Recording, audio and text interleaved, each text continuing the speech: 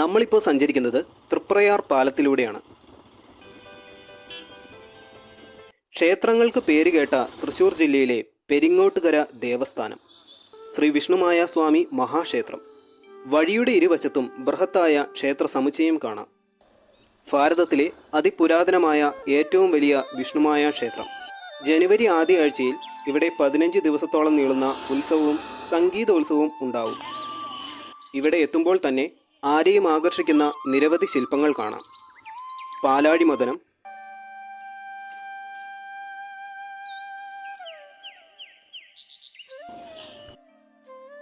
മഹിഷമണ്ഡപം,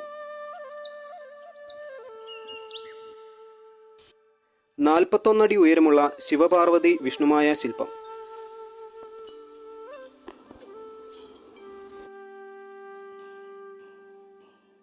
കേരളത്തിലെ ഏറ്റവും ഉയരമുള്ള വിഷ്ണുമായ ശില്പമാണിത്. കൂടാതെ മനോഹരമായ ചിത്രപ്പണികളും കൽപ്പണികളും കാണാം. നിരവധി ചുമർ ചിത്രങ്ങളും കാണാം. ദൂരസ്ഥലങ്ങളിൽ നിന്നും നിരവധി ആളുകൾ എത്തുന്ന ക്ഷേത്രമാണിത്. ശില്പഭംഗിക്ക് പ്രാധാന്യം കൊടുത്ത് നിർമ്മിച്ചിരിക്കുന്നു. കൊടിമരമുള്ള ഇന്ത്യയിലെ ഏക വിഷ്ണുമായ ക്ഷേത്രമാണിത്. അതുപോലെ വിഷ്ണുമായയ്ക്ക് ആറാട്ടുള്ള ഒരേ ഒരു ക്ഷേത്രവും.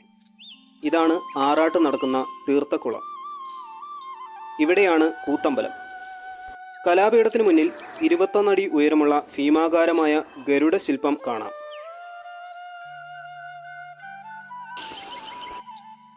കലയോട് താല്പര്യമുള്ള ആർക്കും ജാതിമത ഭേദമന്യേ ഇവിടെ പഠിക്കാനുള്ള അവസരമുണ്ട്. ഗണപതി ഭഗവാന്റെ വാദ്യോപകരണങ്ങളോട് കൂടിയ പല രീതിയിലുള്ള ശില്പങ്ങൾ കാണാം.